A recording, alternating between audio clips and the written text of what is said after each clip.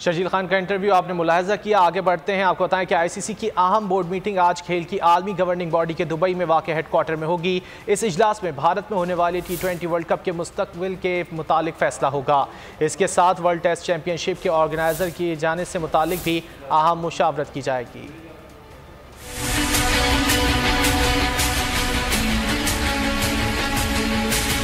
रवां बरस अक्टूबर नवंबर में T20 वर्ल्ड कप भारत में शेड्यूल। मेजबान मुल्क की हर मुमकिन कोशिश कि मेगा इवेंट उसके यहाँ से शिफ्ट ना हो। कोरोना की बदतरीन सूरत हाल के बायस आईसीसी कोई खतरा लेने के मूड में नहीं। बोर्ड मीटिंग में इवेंट की भारत से मुंतकली के ऑप्शन पर गौर किया जाएगा। साथ ही BCCI की मांगी गई 1 माह की मोहलत भी ज़ेर बहस आएगी। मेजबान मुल्क कोरोना की सूरत हाल में जल्द ही बेहतरी का दावेदार है। आईसीसी इस हवाले से हतमी फैसला जुलाई में होने वाली सालाना कॉन्फ्रेंस तक मौखर भी कर सकता है।